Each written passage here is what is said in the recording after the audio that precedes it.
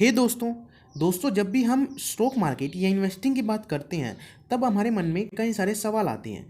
जैसे कि ये मार्केट काम कैसे करती है, शेयर्स क्या होते हैं, इन्वेस्टिंग कितने टाइप्स की होती हैं, कौन सी कंपनी शेयर बेचती हैं और ये शेयर बेचने वाली कंपनी कहाँ मिल सकती है, हमें इन्वेस्टिंग क्यों करनी चाहिए, म्यूचुअल फंड्स क्या होते हैं, शेयर मार्केट और म्यूचुअल फंड्स में क्या डिफरेंस होता है, पीई रेशो क्या होती है और हम इसे कैसे जज कर सकते हैं किसी कंपनी को देखने के लिए। तो इन सभी सवालों का जवाब आपको इस बुक में मिल जाएगा जिसका नाम है learn to earn by Peter Lynch. इस बुक में आपको जितने भी सवाल हैं इन्वेस्टिंग से लेकर बेसिक जो क्वेश्चंस है, बेसिक जो फंडामेंटल होता है स्टॉक मार्केट का, वो आपको इस बुक में मिल जाएगा विद एग्जांपल्स। तो आज की इस वीडियो में वो इस बुक का रिव्यू करूंगा, पर उससे पहले आप हेल्पिंग बुक्स को सब्सक्राइब कर लीजिए और इस बेल आइकन को भी दबा दीजिए ताकि मेरी आने वाली वीडियो का नोटिफिकेशन आपको ज़रूर मिले। मैं लर्न टू अर्न इसको लिखा है पीटर लिंच ने, और अगर आप नेट पे सर्च करोगे पीटर लिंच के बारे में तो one of the most successful investors में वो आते हैं।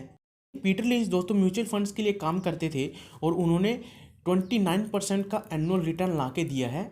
ये बुक आपको इन्वेस्टिंग के बारे में बताएगी, उसके क्या फंडामेंटल्स हैं, क्या बेसिक्स हैं, उसके बारे में आपको बताएगी। यानी कि आपको बिल्कुल स्क्रैच से ये बुक स्टॉक मार्केट के बारे में सिखाती है। समरी से पहले मैं आपको इस बुक का चैप्टर्स हैं वो दिखा देता हूँ क्योंकि ये बहुत ज़्यादा इंपॉर्टेंट है। तो अगर कोई बुक को लेने में इंटरेस्टेड है तो इस कॉन्टेक्स्ट टेबल से उसको काफ़ी ज़्यादा आइडिया हो जाता है बुक के बारे में। तो सबसे पहले चैप्टर में हमें बताया गया है कि हमारे आसपास बहुत सारी कंपनीज होती हैं जो हमें अच्छा पैसा कमा के दे सकती है, लेकिन हम उन पर कभी गौर ही नहीं करते हैं। जैसे कि आप फ़ोन भी यूज़ करते होंगे, आप सन क्रीम भी यूज़ करते होंगे, आप फेस वॉश भी यूज़ करते होंगे, आप हेयर ड्रायर भी यूज़ करते होंगे, आप सोप भी यूज़ करते होंगे, आप शैम्पू भी यूज़ करते होंगे, हेयर कंडीशनर भी यूज़ करते होंगे, आप अप्लाइंसेस भी यूज़ करते होंगे, आप टूथपेस्ट भी यूज़ करते होंगे। तो मैक्सिमम चांसेस होते हैं कि ये जो सारे प्रोडक्ट हैं जो हमारी डेली लाइफ में इतना ज़्यादा इन्वॉल्व हो चुके हैं, ये किसी न किसी एक बड़ी कंपनी का प्रोडक्ट है जो हम गौर नहीं करते हैं। अगर हम उस कंपनी को अच्छे से जान लें तो हम अच्छे पैसे, अच्छा रिटर्न कमा सकते हैं। इस चैप्टर में हमें यही बताया गया है कि हमारे आसपास कितनी सारी अपॉर्चुनिटीज़ होती हैं, हम जैसे आम लोग उन्हें कभी देख ही नहीं पाते। तो चैप्टर 1 में इसी के बारे में बताया गया है एग्जाम्पल्स के साथ। और इस बुक में सबसे इंटरेस्टिंग और सबसे इंपॉर्टेंट चैप्टर है चैप्टर नंबर 3। सबसे पहले आपके इंटरेस्ट अच्छे से बनाने के लिए कि हमें इन्वेस्टिंग क्यों करनी चाहिए और क्यों ज़रूरी है, ऑथर हमें एक एग्जाम्पल देते हैं। तो सबसे पहले बात करते हैं जो क्या करता है, वॉलमार्ट में एक क्लर्क की नौकरी करता है। वो एक कैमरो कार खरीदना चाहता है तो उसके लिए वो क्या करता है, वो 2,000 रुपये डाउन पेमेंट करता है। बचे हुए जो 18,000 है उसके लिए वो लोन लेता है जो कि 5 साल का होता है, जिसके लिए उसे 11.5% का इंटरेस्ट देना होता है। इस हिसाब से यानी कि उसको $400 अपनी जेब से हर महीने निकाल के उस लोन के लिए देने होते हैं। और अब कुछ महीने बाद क्या हुआ कि उसका जो घर है उसे रेनोवेशन की भी ज़रूरत है, उसके आसपास का जो गार्डन है उसे भी रेनोवेशन की ज़रूरत है। ऐसा तो है नहीं कि उससे बाकी के खर्चे ख़त्म हो गए हों। वो अब एक सिचुएशन में फंस चुका है जहाँ उसको अपनी कार का लोन भी चुकाना है और साथ ही साथ अपने घर को भी एक मेंटेन पोजीशन में रखना है। तो उसके लिए वो फिर ओवर टाइम करता है, वो अपना लोन चुका लेता है जिसमें उसे $6,000 एज अ इंटरेस्ट देने पड़े। यानी कि उसका टोटल खर्चा कितना हो गया, 20,000 प्लस 6,000, 26,000 उसका कार पे खर्चा हो गया। लेकिन उसमें टैक्स अलग है, फीस अलग है, उसके गैस का खर्चा अलग है, ऑयल का खर्चा अलग है और मेंटेनेंस का खर्चा अलग है। अब कार को 5 साल हो चुके हैं, वो काम भी कर रहा है, उसकी कार भी खड़ी है, लेकिन अब क्या हो गया, उसे वो फील नहीं आती है कार में, क्योंकि कार पुरानी हो चुकी है, वो स्टैंडर्ड गिर चुका है, उसका इंजन गंदे तरीके से साउंड करने लगा है, उसमें डेंट पड़ चुके हैं। अब उसे अगर वो बेचने भी जाए तो वो हार्डली $5,000 में बिकेगी। अब बात करते हैं दोस्तों सैली की। सैली भी वॉलमार्ट में ही चेकआउट लाइन पे काम करती थी।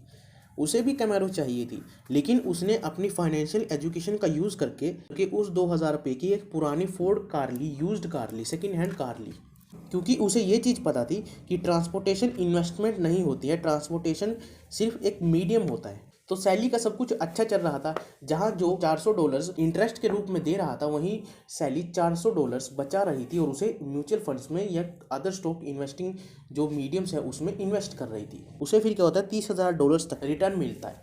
तो आप देख रहे हैं कि इन्वेस्टिंग का कितना ज़्यादा यूज़ होता है और कितनी ज़्यादा बेनिफिशियल होती है हमें रैट रेस से निकलने में। अब आगे इस बुक में हमें सेविंग अकाउंट्स के बारे में बताया गया है कि सेविंग अकाउंट्स क्या होते हैं, उसमें कितना इंटरेस्ट मिलता है, कितना उसमें इन्फ्लेशन का डर होता है।